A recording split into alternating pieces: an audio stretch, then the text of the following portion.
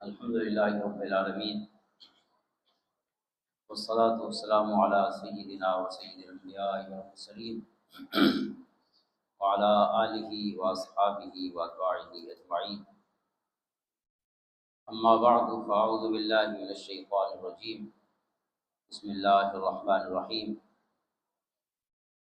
وإلى مدين أخاهم شعيبا قال يا قوم اعبدوا الله ما لكم من إله غيره. صدق الله مولانا العظيم.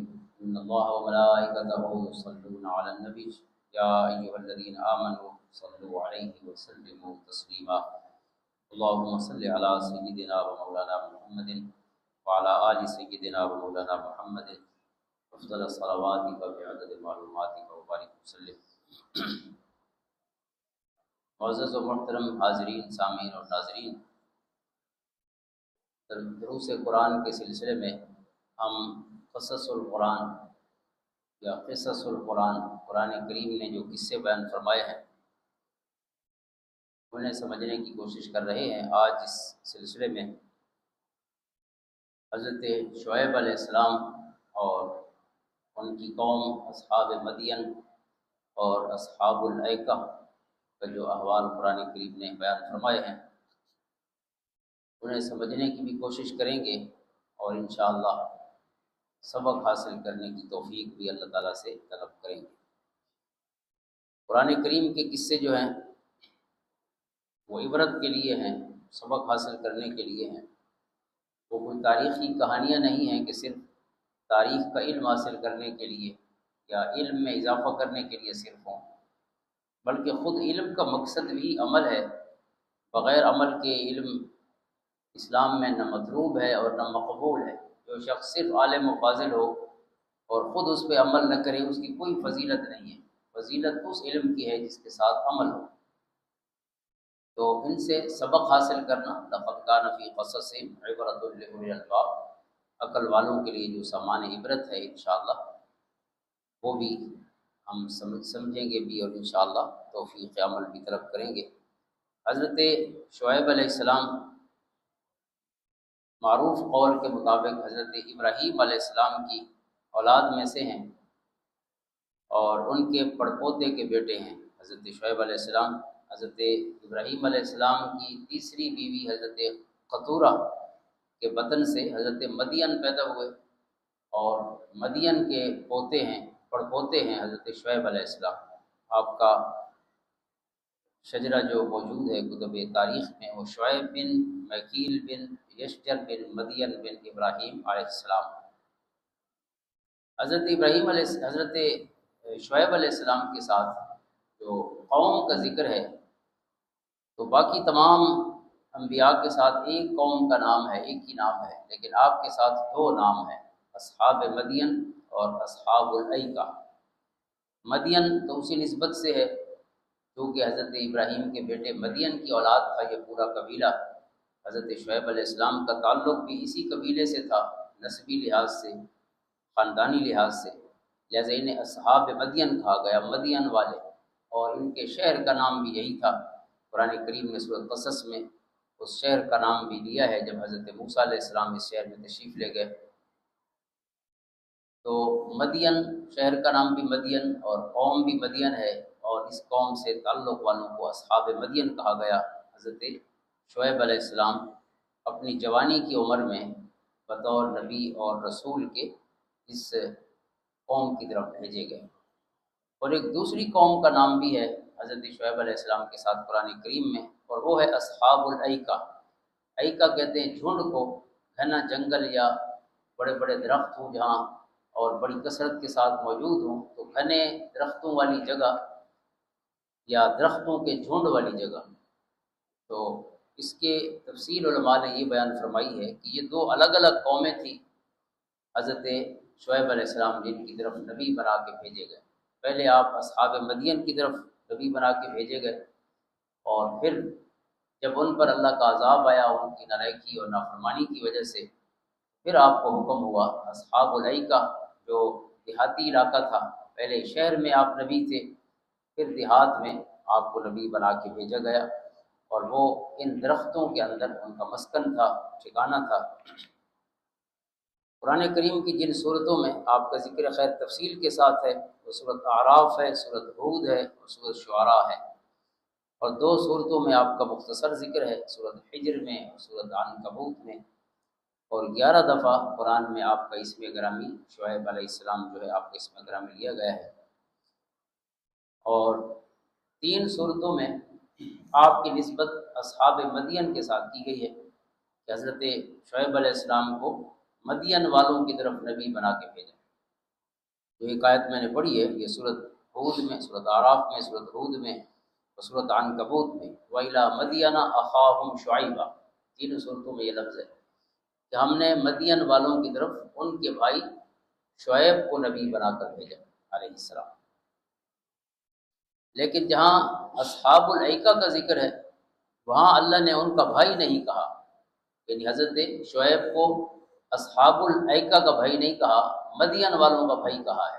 اس کی وجہ علماء نے یہ بیان فرمائی کیونکہ مدین جو ہے وہ آپ کا خاندان تھا تو آپ کو ان کا بھائی کہا گیا، لیکن جہاں اصحاب الایکہ ہے کیونکہ آپ کا ان سے خاندانی تعلق نہیں تھا، انہیں بھائی اس لیے نہیں کہا، اور دوسری بات یہ ہے کہ اصحاب الایکہ کی ایک نسبت شرک کے ساتھ ہے، کیونکہ حضرت علامہ ابن کثیر نے ایک روایت فرمائی ہے کہ ایکہ اصل میں اس درخت کا نام ہے جس کی پوجا کی جاتی تھی، یعنی وہ مشرک تھے اور درختوں کی پوجا کرتے تھے، تو اصحاب الایکہ کا مطلب کہ درخت کی پوجا کرنے والے، تو اللہ تعالیٰ نے حضرت شعیب کو پھر ان کا بھائی نہیں کہا چونکہ وہ نسبت شرک کی تھی، جو ان کا تعارفی نام ہے یا صفاتی نام ہے اس میں شرک ہے، تو پھر مشرکین کا بھائی اللہ نے نبی کو نہیں فرمایا۔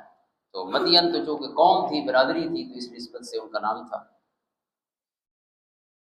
اور یہ جو دونوں بستیاں ہیں یہ کہاں پہ ہیں؟ قرآن کریم نے فرمایا وَإِنَّهُمَا لَبِإِمَامٍ مُبِينٍ، یہ جو دونوں بستیاں ہیں یہ مین شاہراہ پر ہیں، مین روڈ پر واقع ہیں یا موٹر وے پر واقع ہیں، آج کی زبان میں ہم کہہ سکتے ہیں، یعنی بڑی شاہراہ اور صاف راستہ، امام مبین کہتے ہیں بڑی شاہراہ۔ تو یہ شاہراہ کون سی تھی؟ اہل مکہ اور خصوصاً جو حجاز والے لوگ تھے، مکہ اور مدینہ طیبہ کے جو لوگ تھے، یہ جب شام اور فلسطین جاتے تجارت کے لیے تو اس مین روڈ پر جو مرکزی راستہ تھا تجارت کا اسی پر یہ دونوں بستیاں تھیں، ان کے آثار جو ہیں وہ موجود تھے، جو کہ اللہ کا عذاب آیا دونوں پر، تو اس وجہ سے اس کے جو آثار ہیں یا کھنڈرات ہیں وہ اس راستے پہ جانے والے دیکھ سکتے تھے، اس لیے قرآن کریم نے فرمایا کہ تمہارے راستے پہ ہی ان کی بستیوں کے نشان ہیں، تو لہٰذا عبرت حاصل کرو ان سے۔ جو چھٹانے والے ہیں، توحید کا انکار کرنے والے ہیں، اللہ کے احکام اور اطاعت سے منہ موڑنے والے ہیں، ان کا نتیجہ یہ ہے، جیسے حضرت شعیب کے ذکر سے پہلی آیت ہے، حضرت لوط کے ذکر کے بعد فانظر کیف کان عاقبۃ المجرمین، کہ دیکھیں کہ مجرم قوم کا کیا حال ہے، انہیں دیکھیں کہ کیا حال ہوا ان کا، اس سے عبرت حاصل کرو۔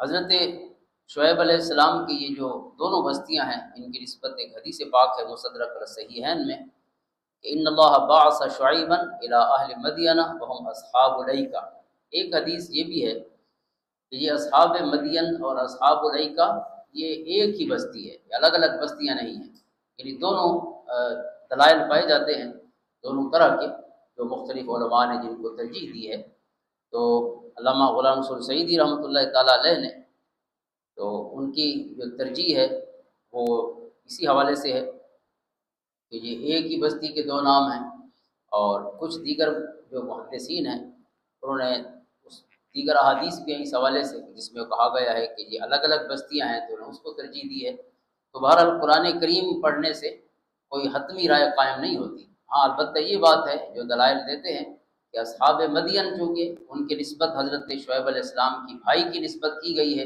اصحاب الایکہ سے نہیں کی گئی، اور جہاں اصحاب الایکہ کا ذکر ہے وہاں اور عذاب کا ذکر ہے، جہاں اصحاب مدین کا ذکر ہے وہاں اور عذاب کا ذکر ہے، تو ان دلائل کی بنیاد پر علماء کہتے ہیں کہ یہ دونوں الگ الگ بستیاں تھیں۔ تو جو اصحاب مدین ہیں ان کے لیے عذاب جو ہے وہ الرجفہ اور الصیحہ بیان کیے گئے، زلزلہ اور خوفناک آواز، یہ ان کے ساتھ بیان کیا گیا۔ وَأَخَذَتْهُمُ الرَّجْفَةُ وَأَخَذَتِ الَّذِينَ ظَلَمُوا الصَّيْحَةُ، یعنی صیحہ بھی کہا گیا اور رجفہ بھی کہا گیا۔ رجفہ زلزلے کو کہتے ہیں، اور یہ جو زلزلہ عام بھی آتا ہے اللہ محفوظ رکھے، تو اس میں بھی ایک خوفناک آواز بھی سنائی دیتی ہے، لیکن جو عذاب بن کے زلزلہ آیا ہوگا تو ظاہر ہے اس میں خوفناک آواز کس پچ اور لیول پہ ہوگی وہ اندازہ کیا جا سکتا ہے کہ جو باقاعدہ ان کے ظلم کا بدلہ بن کے وہ عذاب اترا تھا، تو یہ اصحاب مدین کا عذاب ہے۔ جبکہ اصحاب الایکہ کے لیے جو عذاب بیان کیا گیا ہے وہ ہے یوم الظلہ، یعنی بادل یا سائبان کا عذاب، سورۃ شعراء میں جس کو بیان فرمایا۔ تو اس کی کیفیت یہ تھی کہ 7 دن تک، جیسے کتب حدیث میں ہے کہ اصحاب ایکہ پر اللہ تعالیٰ نے 7 دن پر شدید گرمی مسلط کر دی۔ اتنی گرمی تھی کہ وہ دھوپ میں بیٹھتے یا چھاؤں میں بیٹھتے ایک ہی حال ہوتا۔ تو 7 دن انہوں نے تکلیف میں گزارے۔ پھر اچانک ایک بادل ظاہر ہوا اور اس بادل کے نیچے چند لوگ گئے تو انہیں ٹھنڈک محسوس ہوئی، یعنی جو دائیں بائیں جو گرمی تھی وہاں شدت نہیں تھی گرمی کی، انہوں نے ساری قوم کو بلایا، ادھر آئیں، یہ ذرا سکون والی جگہ ہے۔ فَكَذَّبُوهُ فَأَخَذَهُمْ عَذَابُ يَوْمِ الظُّلَّةِ، تو سب اس میں ساری بستی اکٹھی ہو گئی اسی سائبان میں جو بادل کی صورت میں تھا کہ یہاں ٹھنڈ ہے، دائیں بائیں گرمی ہے، لہٰذا اپنے گھر چھوڑ کے بھی سارے وہاں آ گئے کھلے میدان میں۔ جب وہاں پہنچے تو پھر یہ عذاب کی کیفیت ہوئی کہ اسی بادل سے ہی اللہ نے ان کی طرف آگ بھیجی اور یہ پوری قوم جو ہے یہ جل کے راکھ ہو گئی۔ تو یہ عذاب کی کیفیت تھی جو اصحاب الایکہ۔ تو حضرت شعیب علیہ السلام، اس طرح علماء کہتے ہیں کہ الگ الگ بستیاں ہیں کیونکہ عذاب کا ذکر بھی الگ ہے، اور پھر ایک بستی والوں کے لیے آپ کی جو نسبت ہے رہائی کی وہ کی گئی ہے، دوسری سے نہیں کی گئی۔ تو بہرحال اپنے اپنے دلائل ہیں تمام علماء کے۔ علماء کرام نے قرآن کریم کی آیات کی روشنی میں جو مدارج یا عناصر بیان فرمائے ہیں اس قصہ کے، تو سب سے پہلا تو ہر نبی کی جو دعوت ہے توحید کی، حضرت شعیب علیہ السلام نے وہی دعوت ارشاد فرمائی، قال یا قوم اعبدوا اللہ ما لکم من الہ غیرہ، کہ اے میری قوم اس اللہ کی عبادت کرو جس کے علاوہ کوئی معبود نہیں، وہی وحدہ لا شریک ہی معبود ہے۔ اور یہ سورۃ اعراف میں بھی آپ کی یہ دعوت بیان کی گئی، سورۃ ہود میں بھی اور سورۃ عنکبوت میں بھی۔ اور سورۃ عنکبوت میں آگے اضافہ ہے ورجل یوم الآخر وإلی مدین اخاہم شعیبا فقال یا قوم اعبدوا اللہ ورجل یوم الآخر، کہ اللہ کی عبادت کرو اور آخری دن جو ہے قیامت کا دن جو ہے اس کی امید دل میں پیدا کرو، یعنی اس کے لیے تیاری کرو تاکہ اس دن رسوائی سے بچ سکو اور اللہ تعالیٰ کی رحمت اور فضل کے مستحق بن سکو۔ سورۃ شعراء میں آیتیں ہیں اذ قال لهم شعیب الا تتقون انی لکم رسول امین فاتقوا اللہ واطیعون۔ تو اللہ تعالیٰ کا ڈر اور خوف ان میں پیدا کرنے کے لیے وہی توحید کا ہی پیغام ہے، اللہ کی طرف رجوع کا پیغام ہے جو آپ نے ارشاد فرمایا۔ اور ایک دوسرا عنصر جو ہے وہ خیر خواہی کا ہے۔ مختلف انبیاء کرام علیہم السلام کی دعوت میں اللہ نے ان کی نصیحت کو بیان کیا۔ نصیحت کا جو لفظ ہے اس کا لغوی اور لٹرل میننگ ہے خیر خواہی۔ یہ جو نصیحت ہم بولتے ہیں کہ اس نے مجھے نصیحت کی ہے یا میں آپ کو نصیحت کرتا ہوں، نصیحت کا مطلب ہے خیر خواہی۔ اور حضرت امام شافعی فرماتے ہیں خیر خواہی وہ ہوتی ہے جو تنہائی میں کی جائے۔ لوگوں کو اگر آپ مجلس میں سیدھا کرنے کی کوشش کریں گے تو وہ خیر خواہی نہیں ہوگی، وہ رسوائی ہوگی، اور جو بندہ رسوا ہو جاتا ہے وہ سدھرا نہیں کرتا، وہ ڈھیٹ بنتا ہے۔ اس لیے اگر بچوں کی اصلاح کرنی ہو تو وہ بھی بچے کو یا جس کی بھی اصلاح کرنی ہے اسے تنہائی میں لے جا کے کہنا چاہیے۔ ہم چھوٹے بچوں کو بھی جہاں بھی ہے بازار میں بھی مار دیا اور چلتے پھرتے بھی مار دیا، یہ جو ہیومن سائیکالوجی ہے اس کے خلاف ہے، اور جو روح ہے نصیحت کی اس کے خلاف ہے۔ تو نصیحت میں خیر خواہی میں درد اور سوز اور اپنائیت ہوتی ہے، اور اس میں پیار ہوتا ہے، یعنی آپ جس کو کوئی اچھی بات بتانا چاہتے ہیں تو آپ اسے غلط کام سے روکنا چاہتے ہیں، تو اگر آپ واقعی روکنا چاہتے ہیں تو پھر اس انداز میں روکیں جو قرآن کا حکم ہے ادعو الی سبیل ربک بالحکمہ، اللہ کے راستے کی طرف حکمت اور وزڈم اور دانائی سے بلاؤ۔ یعنی جب اللہ کی طرف بلانا ہے تو پھر اللہ کے عطا فرمودہ منہج کے مطابق جو اس نے میتھڈ عطا فرمایا ہے، جو طریقہ تعلیم فرمایا ہے کہ میری طرف کیسے بلانا ہے، تو اگر اس کی طرف بلا رہے ہیں تو اس کی بات ماننی چاہیے، اس کا جو مبارک طریقہ ہے عطا فرمودہ۔ اور یہ ہمارے پیارے نبی احمد مصطفیٰ محمد مصطفیٰ علیہ اطیب التحیت والثناء، آپ کو اللہ نے خطاب فرمایا اور آپ کی نسبت سے آپ کی امت تک یہ پیغام پہنچایا کہ اللہ کی طرف بلانے کے لیے حکمت ہونی چاہیے، آپ جس کو بلا رہے ہیں وہ پڑھا لکھا ہے، ان پڑھ ہے، جوان ہے، بوڑھا ہے، بچہ ہے، عورت ہے، مرد ہے، کیا اس کا بیک گراؤنڈ ہے، دیہاتی ہے، شہری ہے، کس طرح سے وہ بات سمجھ سکتا ہے؟ ہر کوئی ایک ڈنڈے سے نہیں آپ دنیا کو ٹھیک کر سکتے، ہر بندے کی اپنی مینٹلٹی ہے، ہر بندے کا اپنا جو ریسیپشن وصول کرنے یا قبول کرنے کی جو صلاحیت ہے یا مزاج ہے، طبیعت ہے، وہ مختلف ہوتی ہے۔ تو لہٰذا اس مزاج کے مطابق اس کو بلائیے جس کو بلا رہے ہیں۔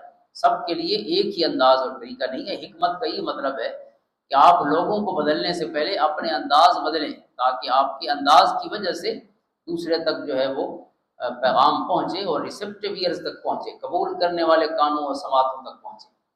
تو حضرت شعیب علیہ السلام نے بھی اسی نبوی طریقے کو اور پیغمبرانہ طریقے کو اپنایا اور ارشاد فرمایا، فقال یا قومی لقد ابلغتکم رسالات ربی ونصحت لکم، اے میری قوم، میں نے اللہ کا پیغام تم تک پہنچایا اور بھرپور درد اور سوز اور خیرخائی سے پہنچایا، ونصحت لکم۔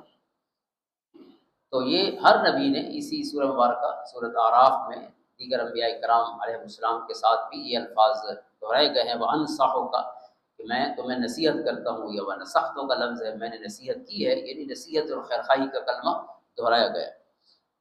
اور پھر حضرت شعیب علیہ السلام کی جو دعوت تھی توحید کے بعد، وہ ناپ تول صحیح رکھنے کے حوالے سے، یہ قوم جو ہے اصحاب مدین ہوں یا اصحاب الایکہ ہوں، ان دونوں بستیوں کو جو ایک سمجھا ہے جن علماء نے، ان کی ایک دلیل یہ بھی ہے کہ ان دونوں میں جو غلطی ہے یا گناہ ہے وہ ایک ہی تھا، دونوں ناپ تول میں کمی کرتے تھے، یعنی لیتے ہوئے پیمانہ اور ہوتا، دیتے ہوئے پیمانہ اور۔ تو حضرت شعیب علیہ السلام نے اصحاب مدین کو بھی یہی کہا کہ ناپ تول برابر رکھو، اور اصحاب الایکہ کو بھی یہی کہا کہ ناپ تول برابر رکھو۔ تو بھارت کی الگ الگ بستیوں میں بھی ایک عیب ہو سکتا ہے، اور علماء نے فرمایا ہے چونکہ قرآن نے کہا کہ یہ مین روڈ پر تھی یہ دونوں بستیاں، اور وہ تجارتی شاہراہ تھی، تجارتی راستہ تھا، یمن اور حجاز اور پھر شام اور فلسطین کا، اور یہ ایک قسم کا انٹرنیشنل روٹ تھا اس وقت تجارت کا۔ اور انٹرنیشنل روٹ پہ یا تجارت کے کسی بھی عالمی راستے پر جو شہر ہوتے ہیں، وہ شہر بھی ایک قسم کے تجارتی مرکز ہوتے ہیں، اور جہاں تجارت ہوگی یا جو تجارتی مرکز ہوگا تو وہاں جو بیماریاں پائی جاتی ہیں تو وہ اسی طرح کی دو نمبری والی ہو سکتی ہے۔ تو ان کے اندر یہ مسئلہ تھا کہ وہ ناپ توڑ ٹھیک نہیں کرتے تھے، لوگوں سے لیتے ہوئے تو پورا لیتے لیکن دیتے ہوئے پورا نہیں دیتے تھے، وہ کم کر دیتے۔ تو حضرت شعیب علیہ السلام کی اس میسج کو قرآن نے ان تمام صورتوں میں جو ذکر کی ہے سب میں بیان فرمایا ہے، فَأَوْفُوا الْكَيْلَ وَالْمِيزَانَ وَلَا تَبْخَسُوا النَّاسَ أَشْيَاءَهُمْ، کہ پوری طرح صحیح پیمانے سے تولا کرو اور صحیح پیمانے سے ناپا کرو، یعنی دونوں طریقے سے انہیں حکم فرمایا۔ پھر سورۃ ہود میں فرمایا وَلَا تَنْقُصُوا الْمِكْيَالَ وَالْمِيزَانَ إِنِّي أَرَاكُمْ بِخَيْرٍ وَإِنِّي أَخَافُ عَلَيْكُمْ عَذَابَ يَوْمٍ مُحِيطٍ، کہ پیمانے میں چاہے وہ تولنے کا ہو یا ناپنے کا ہو اس میں کمی نہ کرو، اور بے شک مجھے خیر اسی میں نظر آتا ہے تمہارے لیے کہ پیمانہ ٹھیک رکھو، اور مجھے ڈر ہے تم پر ایسے عذاب کا جو تمہیں گھیر لے گا، کہ آپ تو چاہتے ہیں کہ پیسے زیادہ ہو جائیں گے لیکن جب اللہ کا عذاب آئے گا تو یہ ہر چیز سیکنڈز میں ختم ہو جائے گی۔ وَيَا قَوْمِ أَوْفُوا الْمِكْيَالَ وَالْمِيزَانَ بِالْقِسْطِ، اور اے میری قوم ناپ تول جو ہے یہ سیدھے اور صحیح پیمانے سے کیا کرو، یعنی ایک تو ہے ناپ تول ٹھیک ہو، دوسری چیز ہے کہ پیمانہ بھی ٹھیک ہو۔ پیمانہ بھی غلط ہے، اگر پیمانہ کسی کا خراب ہے تو وہ یہ بہانہ نہیں بنا سکتا کہ یہ میرا پیمانہ ٹھیک نہیں تھا، بھئی پیمانے کو محلے والوں نے ٹھیک تو نہیں کرنا، یا آپ نے ٹھیک کرنا ہے جو دکان کھول کے بیٹھے ہوئے، تو اپنے پیمانے اپنے اوزان یہ ٹھیک رکھنا بھی اس کا فرض ہے۔ یہ ساتھ فرمایا کہ پیمانہ بھی ٹھیک ہو اور اس ٹھیک پیمانے پر جو تول ہے وہ بھی ٹھیک ہو۔ اسی طرح سورۃ شعراء میں الفاظ ہیں اوفوا الکیل ولا تکونوا من المخسرین، کہ پیمانہ ٹھیک رکھو، صحیح تولا کرو، اور خسارہ کرنے والوں میں جو نقصان پہنچانے والے لوگ ہوتے ہیں ان میں سے نہ ہو جاؤ۔ وزنوا بالقسطاس المستقیم، یہاں بھی پیمانے کی بات کی ہے کہ صحیح پیمانے کے ساتھ وزن کیا کرو۔ اور یہ جو ناپ تول میں کمی ہے اللہ رب العزت کی بارگاہ میں یہ بہت بڑا جرم ہے۔ سورۃ مطففین، پوری سورت کا نام بھی ناپ تول میں کمی کرنے والوں کی نسبت سے ہے، اور اس میں بہت بڑے عذاب کی ایک وعید ہے، ویل للمطففین، کہ جو ناپ تول میں کمی کرتے ہیں وہ تباہ ہو گئے۔ یعنی اللہ تعالیٰ نے اس صورت کو شروع ہی تباہی سے کیا ہے۔ حالانکہ آپ صورتیں پڑھیں قرآن کریم کی، صورتوں کے شروع میں اللہ کی رحمت آپ کو نظر آئے گی، ایمان والوں کی بات نظر آئے گی، اللہ تعالیٰ کی شان تبارک سے، اللہ تعالیٰ کی یہ نشان اور اس کی کریمی اور اس کی قدوسیت سے آغاز ہوتا ہے۔ لیکن یہ ایسا برا فعل ہے کہ جب اللہ نے جس صورت میں ذکر کرنا تھا ناپ تول میں کمی کرنے والوں کا، اس صورت کو تباہی سے شروع کیا۔ وَيْلٌ لِّلْمُطَفِّفِينَ، تباہ ہو گئے جو پیمانے میں کمی کرتے ہیں۔ الَّذِينَ إِذَا اكْتَالُوا عَلَى النَّاسِ يَسْتَوْفُونَ، کہ جب لوگوں سے لیتے ہیں تو پورا پورا تولتے ہیں۔ وَإِذَا كَالُوهُمْ أَوْ وَزَنُوهُمْ يُخْسِرُونَ، اور اگر خود تولیں یا ناپیں تو پھر خود دیتے ہوئے اس میں خسارہ کرتے ہیں اور کمی کرتے ہیں، اور لوگوں سے جب لیتے ہیں تو ٹھیک لیتے ہیں۔ ایک بہت بڑا ظلم پایا جاتا ہے اس دور میں، ہمارے دور میں آج کل گندم کا سیزن ہے، تو ہمارے جو آڑتی ہیں پتہ نہیں یہ کیسے رواج شروع ہو گیا کہ جب وہ لیتے ہیں تو 102 کلو کی بوری لیتے ہیں، اور جب دیتے ہیں تو پتہ نہیں وہ 98 یا کس طرح ہے۔ تو بجائے یہ بڑا گناہ کرنے کی جس کے لیے سری آیتیں قرآن کریم کی ہیں، تو آپ ریٹ اوپر نیچے کر لیں کہ لیتے وقت جو ہے آپ کچھ پیمانہ، اگر آپ ہول سیل پہ لے رہے ہیں تو قیمت کم کریں، نہیں قیمت وہی کھڑی ہے، یا قیمت جو ہے وہ اپنے طور پہ طے کرتے ہیں، لیکن وزن میں کمی بیشی۔ دینے والے کی بوری 100 کلو کی نہیں ہے، جب لے رہے ہیں تو اس بیچارے سے 102 کلو کی بوری لیتے ہیں، اور جب دینے لگتے ہیں تو یا 100 کی اور یا 98 کلو کی۔ اب یہ مسلمانوں کے دیس میں یہ ظلم ہو رہا ہو، ایک قوم پر صرف اس وجہ سے عذاب اترا ہے اللہ کا، اور کوئی جرم نہیں ہے۔ شرک کے بعد ان کا بڑا جرم جس کی وجہ سے عذاب آیا وہ ناپ تول میں کمی تھی۔ اتنے بڑے جرم اور سری آیتیں قرآن کی ہمارے سامنے موجود ہوں، اور پھر بھی ہم کیا بہانہ کریں گے؟ اس کے لیے تو کوئی عذر نہیں ہو سکتا۔ اب کون مجھے مجبور کرتا ہے میں اگر صحیح پیمانے سے لوں؟ دنیا میں جو بھی رول چل رہا ہو، اگر میں اللہ تعالیٰ کے قرآن کی اس باب میں اگر تعمیل کروں تو مسلمانوں کے دیس میں تو کوئی مجھے مجبور نہیں کرے گا۔ اس لیے اپنے پیمانے ٹھیک کرنے چاہیے اور اپنی عدالت میں خود کو حاضر کرنا چاہیے، اور وہ دل کی عدالت ہے۔ کفا بنفسک اليوم علیک حسیبا، قرآن فرماتا ہے قیامت کے دن ہم نے تمہیں ہی جج بنانا ہے، کسی اور سے نہیں کہیں گے، تمہیں کہیں گے تم فیصلہ کرو، یہ ٹھیک لکھا ہوا ہے جو کوئی تمہارے نامہ اعمال میں ہے یا غلط۔ تو یہ یعنی اتنا بڑا جرم ہے۔ حضور صلی اللہ علیہ وسلم نے ایک دفعہ دیکھا کسی شخص کو، جیسے آج کل بھی ہوتا ہے کہ جیسے کانٹے لگے ہوتے ہیں وزن کے لیے، تو اس وقت کچھ لوگ ہوتے تھے جو لوگوں کے لیے وزن کرتے تھے، ان کے اپنے پیمانے ہوتے تھے، کیونکہ ہر کوئی پیمانے نہیں رکھ سکتا، نہ ترازو رکھ سکتا ہے، نہ میزان رکھ سکتا ہے، نہ جو تولنے والے پھر ہوتے ہیں وہ اوزان رکھ سکتا ہے۔ تو کچھ لوگ ہوتے تھے جو بازار میں لوگوں کو چیزیں تول کے دیتے تھے، وہ اپنی تول کے پیسے لیتے تھے۔ تو آپ نے اس شخص کو فرمایا زن وارجح، ابو داؤد شریف کی حدیث ہے، آپ نے فرمایا کہ وزن کیا کرو اور ذرا جھکتا ہوا تولا کرو، یعنی جو چیز آپ نے دوسرے کو دینی ہے وہ ذرا جھکی ہوئی ہو، وہ پیمانہ جھکا ہوا ہو، آپ کی طرف والا جو ہے وہ اٹھا ہوا ہو، وزن جو ہے اس سے زیادہ چیز آپ دے رہے ہو۔ جو 1 کلو ہے مثلا تو کلو سے بھی کچھ زیادہ دیں جب دینے لگے، وہ ارجح کا حضور کا حکم ہے۔ اور قرآن کریم سورۃ رحمان کی آیتیں ہیں، والسماء رفعها ووضع الميزان، اللہ نے آسمان کو بلند فرمایا اور میزان رکھ دیا، اللہ نے ترازو رکھ دیا۔ اللہ تطغوا فی المیزان واقیموا الوزن بالقسط ولا تخسروا الميزان، تاکہ تم پیمانے کو قائم رکھو اور اس میں کمی بیشی نہ کرو۔ یہ جو اوزان ہیں ہر چیز کے حوالے سے انہیں برابر رکھنا چاہیے، انصاف کرنا چاہیے۔ ایک تو چیزوں کو تولنا ہے، اور دوسرا تول جو ہے وہ انصاف ہے کہ جب آپ فیصلہ کرنے لگے تو اس میں بھی پیمانے برابر رکھیں، ایسا نہ ہو کہ آپ انصاف کی جو ہے وہ صافی لپیٹ دی جائے۔ تو یہ مسلمانوں کا ملک نہیں ہو سکتا، مسلمانوں کا دیس نہیں ہو سکتا، مسلمانوں کا گھر نہیں ہو سکتا کہ جس میں انصاف ختم ہو جائے۔ انصاف تو روح ہے۔ قرآن کریم نے ایک ہی آیت کعبہ کے اندر اتاری ہے اور اس نے 2 باتیں کی ہیں۔ اس ایک آیت نے ان اللہ یأمرکم ان تؤدوا الامانات الی اہلھا واذا حکمتم بین الناس ان تحکموا بالعدل۔ 6236 آیات میں سے ایک ہی آیت ہے جو کعبہ کے اندر اتری ہے، باقی سارا قرآن باہر اترا ہے۔ تو یہ اتفاقاً اندر نہیں اتری، اندر اتار کے اللہ نے کوئی خاص پیغام دیا ہے کعبے کی طرف منہ کرنے والوں کو، کہ کعبے کی طرف منہ کرنے والوں کی کامیابی صرف 2 چیزوں میں ہے۔ پہلی چیز میرٹ سسٹم ہے، ان تؤدوا الامانات الی اہلھا، جس کو عہدہ دینا ہے صلاحیت دیکھ کر دینا ہے، اس کا باپ دیکھ کر نہیں دینا، قوم قبیلہ دیکھ کر نہیں دینا، اس کا پیسہ رشوت سے نہیں دینا، عہدہ جب حوالے کرنا ہے تو وہ انصاف سے کرنا ہے۔ دوسری چیز ہے کہ جب فیصلہ کرنا ہے تو ہمیشہ وہ عدل کا فیصلہ کرنا ہے۔ وَإِذَا حَكَمْتُمْ بَيْنَ النَّاسِ أَن تَحْكُمُوا بِالْعَدْلِ، جو دو کام جہاں مسلمان کریں گے پھر اللہ کی طرف سے مدد و نصرت آئے گی، پھر کامیابی ہوگی، پھر وقار ہوگا، سب چیزیں ہوں گی۔ لیکن جہاں یہ روح ہی ختم ہو جائے، میرٹ سسٹم اور رول آف لا ہی نہ رہے، تو پھر خیر کا کوئی اور راستہ نہیں ہے کعبہ والوں کے لیے، یہ اللہ نے بتا دیا ہے۔ یہ ہمارے لیے اصول بیان کیے ہیں قرآن نے، ظاہر ہے کسی اور کے لیے نہیں ہے۔ قرآن کہتا ہے لا تبدیل لکلمات اللہ، اللہ کے کلمے بدلہ نہیں کرتے کہ ہم کہیں کہ ہم کوئی انوکھی قوم ہے دنیا کی، ہمارے لیے اللہ کا کوئی اور اصول ہوگا۔ فرمایا وہی اصول ہے جو قوم شعیب کے لیے، اس لیے تو واقعات سنائے ہیں اللہ تعالیٰ نے، جو قوم لوط کے لیے ہے، جو قوم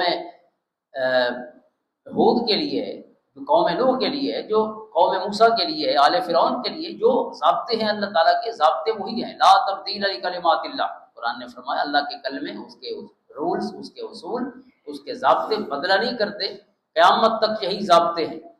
اور ہمیں اس لیے مبعوث کیا ہے امت مسلمہ کو قیامت تک کے لیے، وہ ذمہ داری لے کر جو پہلے انبیاء کی ذمہ داری تھی کہ ہم نے خود بھی ان پیمانوں کو قائم رکھنا ہے اور دوسروں تک بھی یہ پیغام محبت پہنچانا ہے، اللہ تعالیٰ کی اطاعت کا پیغام پہنچانا ہے۔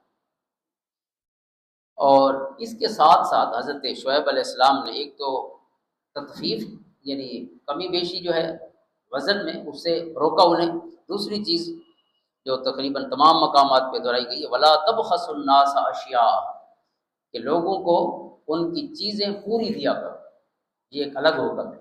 اگرچہ اس حکم کی وضاحت بھی ہو سکتی ہے اوفوا الکیل والمیزان، لیکن علماء نے اس کو الگ سے بھی دیکھا ہے کہ چیز پوری دینا، کسی کی امانت میرے پاس ہے، یا علماء نے جو چیزیں اس میں بیان فرمائی کہ کیسے ہم دوسروں کی چیزوں میں کمی کر سکتے ہیں، تو فرمایا یہ چوری ہے، ڈاکہ ہے، لوٹ مار ہے، سود پر قرض دینا ہے، یہ بھی دوسرے کا مال کم کرنا ہے، اسی طرح بلیک میلنگ ہے، دوسرے کو اپنے پیسوں سے محروم کرنا ہے، اسے ڈرا کر دھمکا کر، یا نقلی چیز بیچنا اصلی کا کہہ کر، یا ملاوٹ کرنا چیزوں میں، اسی طرح بھتہ خوری ہو گئی۔ یہ سارے مختلف طریقے ہیں دوسروں کا مال غلط طریقے سے کھانے کے، ظاہر ہے ان کا مال کم کرنا ہے۔ تو حضرت شعیب علیہ السلام نے یہ حکم بھی فرمایا۔ اور پھر حضرت شعیب علیہ السلام کا یہ حکم اسی کے بعد فرمایا بقیت اللہ خیر لکم، فرمایا جو نفع اللہ نے تمہارے لیے رکھا ہے وہی تمہارے لیے بہتر ہے۔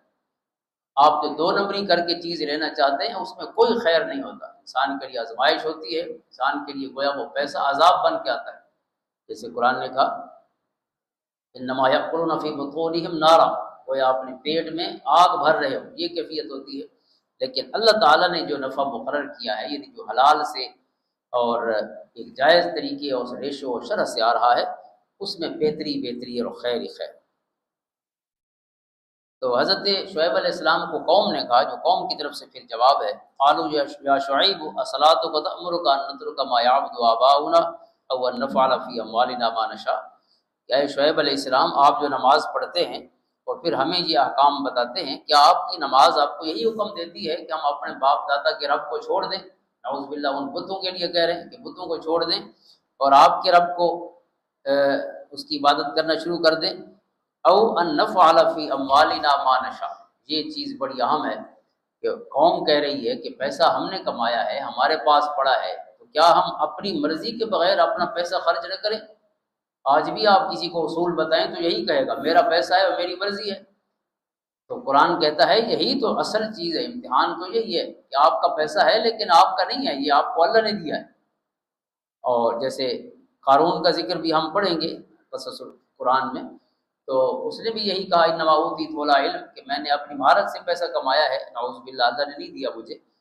تو یہی کچھ قوم شعیب کہہ رہی کہ او ان نفعل فی اموالنا ما نشاء، آپ کہتے ہیں کہ ہم اپنے مال میں اس انداز میں تصرف نہ کریں جیسے ہمارا دل چاہے۔ اور آگے فرمایا قالوا یا شعیب ما نفقہ کثیرا مما تقول، کہ اے شعیب آپ کی اکثر باتیں ہماری سمجھ میں نہیں آتی۔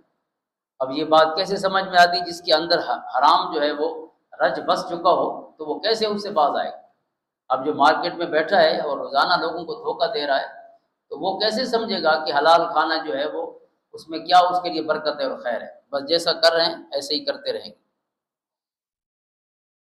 اور پھر جس چیز سے حضرت شعیب نے منع فرمایا وہ فساد فی الارض ولا تفسدوا فی الارض بعد اصلاحها، کیونکہ واللہ لا يحب الفساد، سورۃ بقرہ میں فرمایا گیا۔ تو حضرت شعیب بھی منع کرتے رہے کہ زمین میں فساد نہ پھیلاؤ۔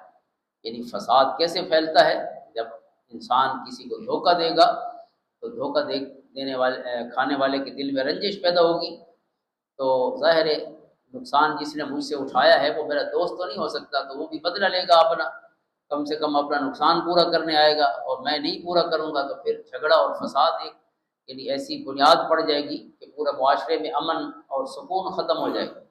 تو لہٰذا امن کی طرف جانے کے لیے پیمانے ٹھیک رکھنا ایک بنیادی چیز ہے۔ اور حضرت شعیب نے ایک اور چیز انہیں یاد دلائی، وہ ہے وَاذْكُرُوا إِذْ كُنْتُمْ قَلِيلًا فَكَثَّرَكُمْ، جیسے دیگر انبیاء کرام علیہ السلام کے ذکر میں بھی ہم نے پڑھا ہے کہ وہ اللہ کی نعمتیں یاد دلاتے تھے اپنی قوم کو۔ انہوں نے بھی اللہ کی نعمتیں یاد دلائی کہ یاد کرو کہ تم تھوڑے تھے، اللہ نے تمہیں کثیر کر دیا۔ تعداد میں بھی اس جو کثرت ہے اس میں علماء نے فرمایا 3 قسم کی کثرت مراد ہے۔ ایک تو تعداد میں زیادہ ہو گئے، حضرت مدین کی اولاد ہے، یعنی حضرت ابراہیم علیہ السلام کے بیٹے کی اولاد ہے، اور اب پوری ایک قوم ہے، پوری برادری ہے۔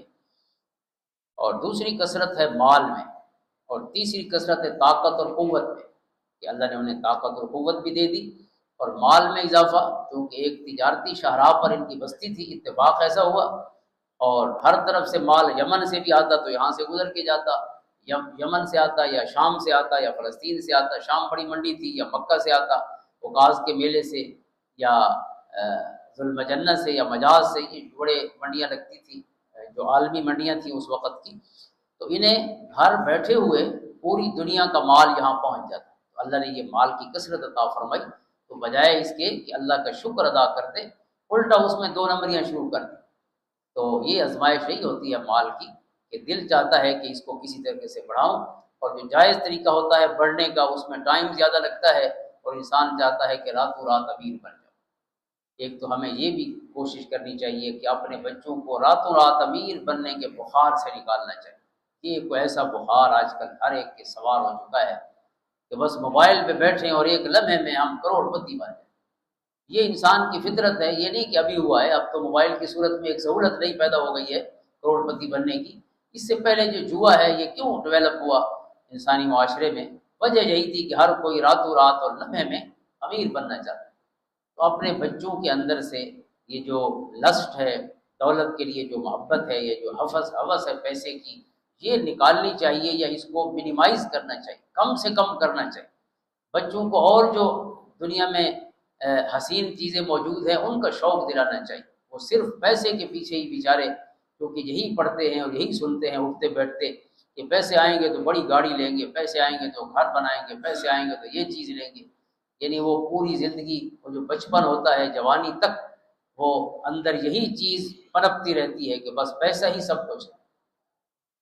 تو پیسہ ضرورت ہے انسان کی، کوئی شک نہیں، اس سے منع نہیں کیا گیا، لیکن کم سے کم حلال و حرام کی تمیز تو ہونی چاہیے۔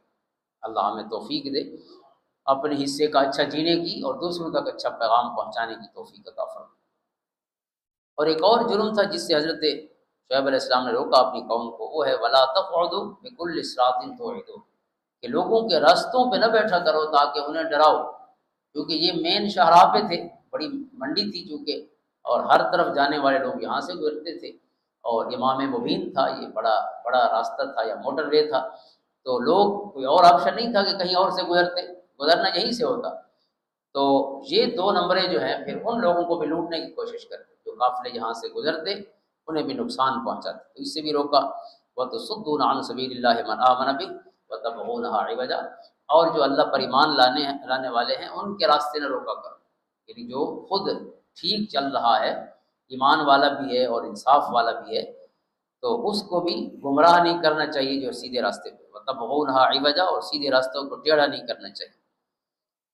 اور پھر حضرت شعیب علیہ السلام جب اپنی قوم کو پیغام پہنچا چکے، پھر اللہ کی طرف رجوع کرتے ہیں، چونکہ انہوں نے اپنے اپنے طور پہ جو بھی بدتمیزی بھی کی، ساتھ انکار بھی کیا، تو آپ نے دعا مانگی ربنا افتح بیننا وبین قومنا بالحق وانت خیر الفاتحین، اے اللہ تو اب فیصلہ فرما دے میرے اور میری قوم کے درمیان، تو بہترین فیصلہ فرمانے والا ہے۔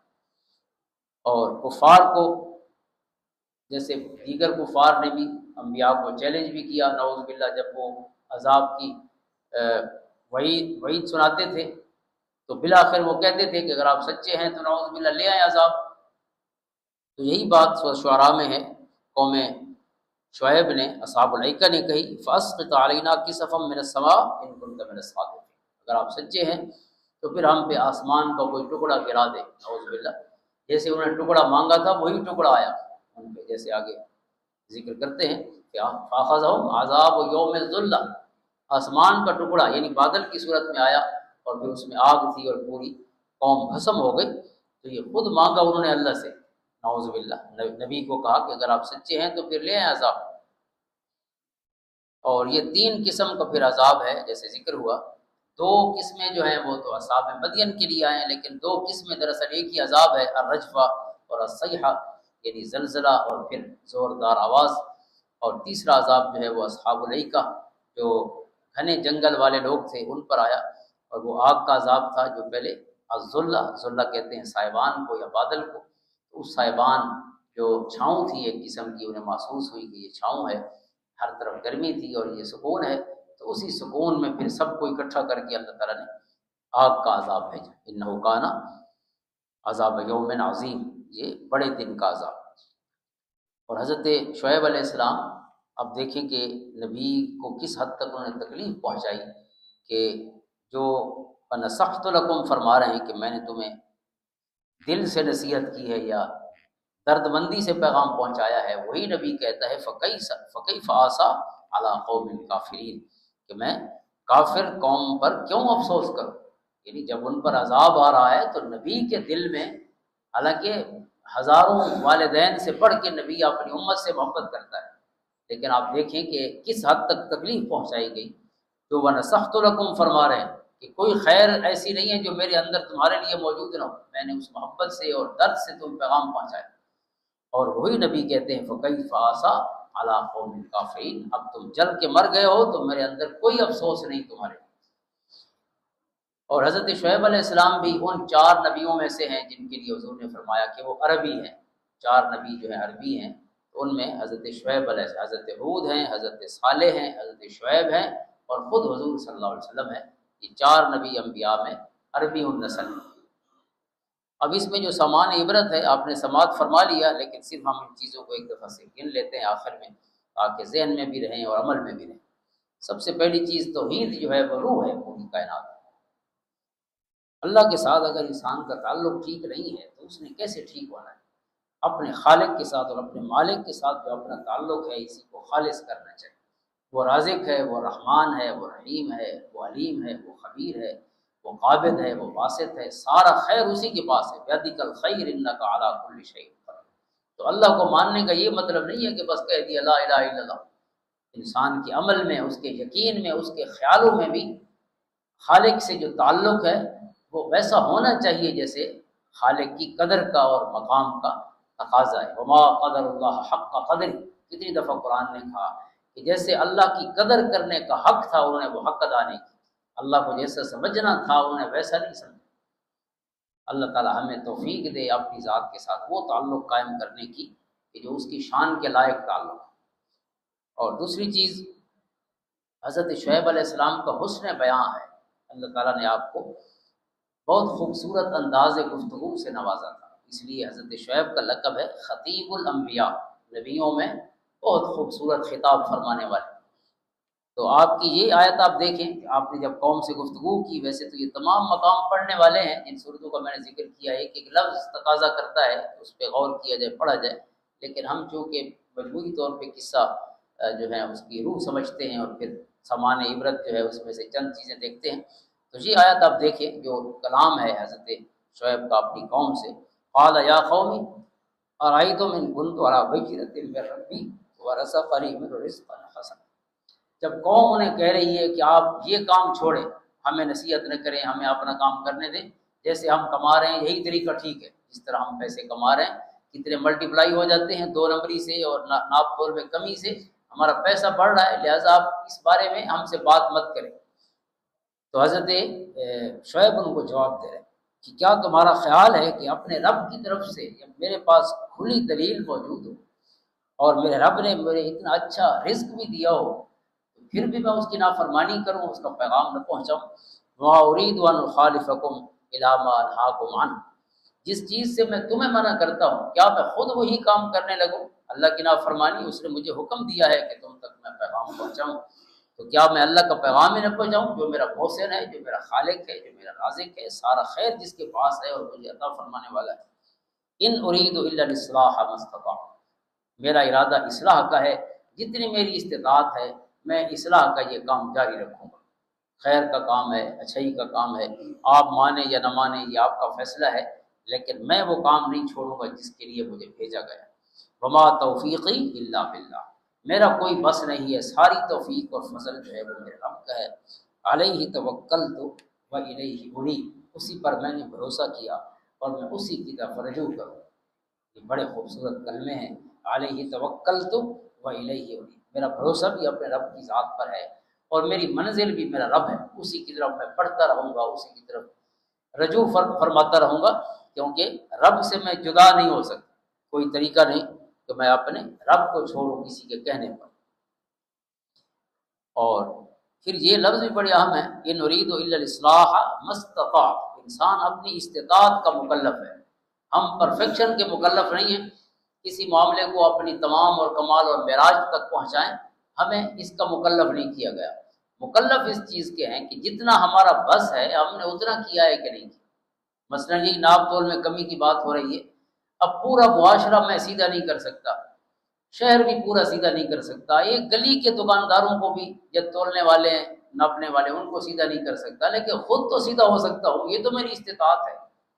تو حضرت شعیب کہتے ہیں کہ میں اصلاح اس حد تک کروں گا جہاں تک میری استطاعت، اور یہی ہر بندہ مکلف ہے۔ جب نبی بھی استطاعت کے مطابق مکلف ہے تو کوئی امتی اس سے بڑھ کے مکلف ہو سکتا ہے؟ امتی کی جو فلاح اور نجات اسی میں ہے کہ وہ اپنی استطاعت کی حد تک تو اپنا کام کرے، باقی فیصلے اللہ کے پاس۔ اور پھر جو آیت کریمہ ہے، بقیت اللہ خیر لکم ان کنتم مؤمنین وما انا علیکم بحفیظ، فرمایا جو نفع اللہ نے مقرر کیا یاد رکھنا خیر اسی میں ہے، جو حلال کا آپ کو ملے گا بظاہر تھوڑا لگے گا لیکن بہت برکتیں اور بہت خوشیاں اور بہت محبتیں لے کے آئے گا، بہت خیر لے کے آئے گا۔ تو تھوڑا جو حلال ہے اس میں کثیر حرام سے کہیں بڑھ کے برکت ہے، تو برکت کی طرف جانا چاہیے، حلال کی طرف جانا چاہیے۔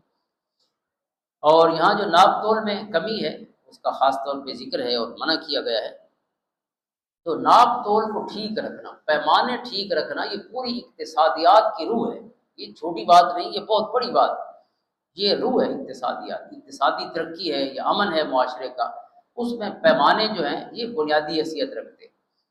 اور میزان جو ہے، ترازو جو ہے، تعلقات میں بھی ترازو، جیسے فیصلے کا ذکر ہوا اس میں بھی ترازو برابر رکھنے چاہیے پلڑے، اور جب انسان تول رہا ہے تو پھر بھی پلڑے برابر رکھنے چاہیے، یعنی حصی لحاظ سے یا مادی لحاظ سے بھی پلڑے برابر ہوں اور مانوی لحاظ سے بھی برابر ہوں۔ اور جو مانوی لحاظ سے برابر ہوں اس کی بڑی تفصیل پھر علماء نے آگے کی ہے۔ تو اس سے پہلے ایک حدیث پاک ہے میرے کریم آقا کی صلی اللہ علیہ وسلم، 5 چیزیں ایک حدیث میں حضور نے بیان فرمایا کہ ان کی وجہ سے اللہ کا عذاب آتا ہے یا عذابی کیفیت پیدا ہوتی ہے۔ ان میں سے ایک یہ ہے، یہ ابن ماجہ کی حدیث ہے، وَلَن تَقَصَ قَوْمٌ الْمِكْيَالَ وَالْمِيزَانَ إِلَّا أُخِذُوا بِالسِّنِينِ وَشِدَّةِ الْمَؤُونَةِ وَجَوْرِ السُّلْطَانِ عَلَيْهِ، کہ 3 عذاب آتے ہیں قوم پر ایک جرم کی وجہ سے، وہ جرم ہے پیمانوں میں کمی کرنا، تولنے میں یا ناپنے میں۔ پہلا عذاب ہے قحط سالی، وقت پہ بارشیں نہیں ہوں گی یا بے وقت بارشیں، جب ضرورت ہے نہیں ہوگی، جب ضرورت نہیں ہے تو پھر ایسی ہوگی کہ وہ سیلاب بن جائے۔ فرمایا یہ بے وقت بارشیں ہیں، بارشوں کا نظام کا بگڑ جانا، یہ ناپ تول میں کمی کی وجہ سے۔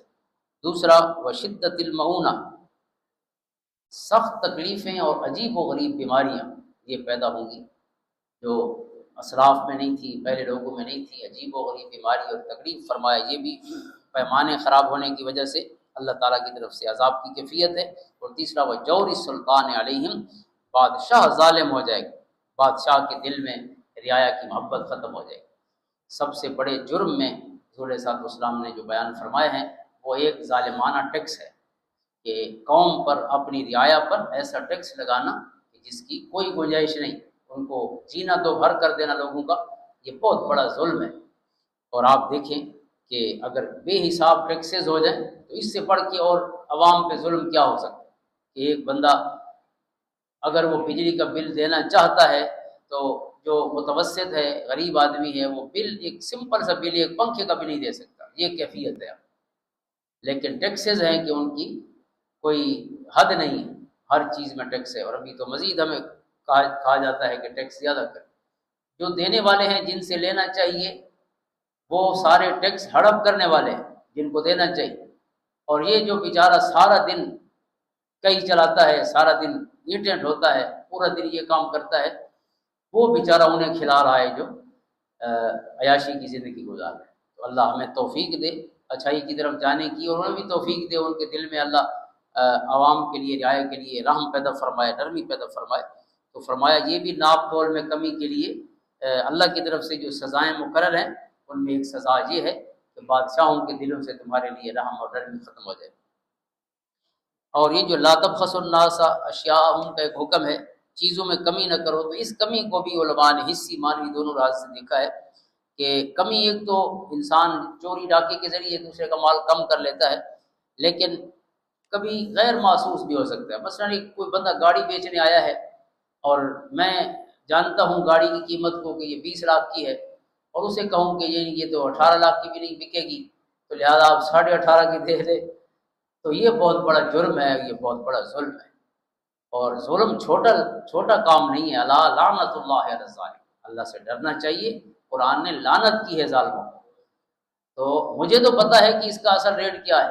اس طرح پراپرٹی والے ہیں، کہیں گے کہ اس پلاٹ کی تو کوئی قیمت نہیں ہے، کوئی گاہک نہیں ہے مارکیٹ میں، اور ادھر گاہک ڈھونڈ کے آپ سے آدھے پیسے میں وہی لے کے اس کو پھر سارا منافع وہ لے جائیں گے۔ جو بیچارہ 20 سال انویسٹمنٹ کر کے بیٹھا رہا، اس کے گھر کچھ نہیں بچا، اور جو گاڑی 20-30 لاکھ کی پتہ نہیں کتنے عرصے سے رکھی ہوئی ہے، اس کا پیسہ بھی فریز ہے، اور ایک جو 2 نمبر ہے اس نے 5 منٹ میں اس میں سے کئی لاکھ کما لیے، اور وہ بیچارہ پتہ نہیں اپنا اصل زر بھی گھر لے جا سکا کہ۔ تو علماء نے کہا کہ یہ بہت بڑا ظلم ہے۔ اسی طرح باغ آپ خریدتے ہیں، فصل خریدتے ہیں، اناج خریدتے ہیں، اس میں لوگوں کو دھوکہ دینا، تو یہ البخس ہے، جس کو قرآن نے منع کیا، لا تبخسوا الناس اشیاءہم، لوگوں کو نقصان نہ پہنچاؤ۔ اور پھر تذکیر بآلاء اللہ واذکروا اذ کنتم قلیلا فکثرکم، تو اللہ کی نعمتیں ہمیشہ یاد رکھنی چاہیے اور یاد دلاتے رہنا چاہیے خود کو۔ اور پھر صدق میں نجات ہے، کذب میں رسوائی ہے، سچائی میں ہی خیر ہے، ساری خیر سچ میں ہے، جھوٹ میں کوئی خیر نہیں۔ یہاں حضرت شعیب اور ان کی قوم کے مکالمے میں یہ الفاظ بھی ہیں، سوف تعلمون من یأتیہ عذاب یخزیہ ومن هو کاذب فارتقبوا انی معکم رقیب۔ آپ نے فرمایا کہ ابھی پتہ چل جائے گا کون رسوا ہوتا ہے، جھوٹے کے ساتھ کیا حال ہوتا ہے، ابھی پتہ چل جاتا ہے، کوئی لمبی بات نہیں ہے، یہ قیامت آئی کھڑی ہے۔ وارتقبوا انی معکم رقیب، تم بھی انتظار کرو، میں بھی انتظار کرتا ہوں، کہ دیکھ لیں گے سبھی۔ اور پھر راستہ روکنا جو ہے اس کو بھی ایک جرم کہا گیا ہے۔ تو راستے روکنے کے کئی طریقے ہو سکتے ہیں۔ ایک تو یہ سمپل ہے، جیسے چوری ہے یا ڈاکہ ہے، راستے پہ کھڑے ہو جانا، اللہ معاف فرمائے، ہمارے سارے راستے تقریباً رات کو غیر محفوظ ہوتے جا رہے ہیں، اور کلمہ پڑھنے والوں کا دیس ہے اور یہ حالت ہے۔ ایک اور طریقہ بھی ہے، اس کو ہیراسمنٹ کہا گیا ہے، کہ آپ راستے میں تشریف فرما ہیں اور مائیں بہنیں بیچاری گزرتی ہیں تو ہماری آنکھیں لگی ہوئی ہیں ان پر، یعنی یہ ہریس کرنا ہے، ان کو پریشان کرنا ہے۔ وہ بیچاری وہاں سے مڑی ہے نیم والی گلی سے، اس نے طویل یہ گلی کراس کرنی ہے، اور 2-3 آنکھیں یا ایک بندہ بھی وہاں سے اسے تک رہا ہے، اور جو گزری ہے تو پیچھے بھی تک رہا ہے۔ آپ خود سوچیں، ایک مرد کو بھی دوسرا کوئی دیکھ رہا ہو تو وہ بھی لڑکھڑانے لگے گا۔ تو آپ خود سوچیں کہ وہ بیچاری گلی بدلے گی، راستہ بدلے گی۔ ہمارے ایک دوست بڑی زبردست بات کرتے تھے کہ اگر آپ کی وجہ سے کسی ماں بہن کو راستہ بدلنا پڑے، پھر آپ میں اور کتے میں کوئی فرق نہیں۔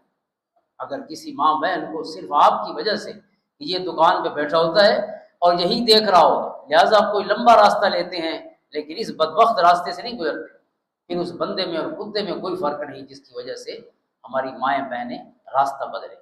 تو یہ بھی راستہ روکنا ہے، لوگوں کو اس راستے پہ پریشان کرنا، یہ ہریسمنٹ جو ہے یہ بھی جرم ہے۔ تو لہٰذا جہاں یہ منع فرما گیا لا تقعدوا بكل صراط توعدون، چونکہ لا تقعدوا کا لفظ ہے کہ راستوں پہ بیٹھا نہ کرو تکلیف پہنچانے کے، لوگوں کو ڈرانے کے۔ تو اس لیے حضور نے 16 حقوق بیان فرمایا راستوں کے. کچھ عرصہ پہلے ہم نے اپنے جمعے کی گفتگو میں وہ حقوق پڑھے بھی تھے، لیکن کافی عرصہ ہو گیا ہے، میرے خیال میں ایک دفعہ پھر ان کو دہرائیں گے.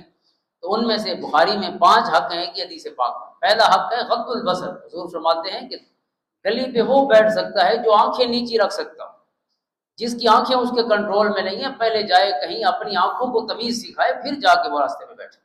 وہ جس کا بیٹھنا ضروری ہے، یعنی دکان کھولنی ہے تو ظاہر راستے میں بیٹھے گا، گلی ہے وہاں پہ ہی دکان ہوگی، بازار ہے.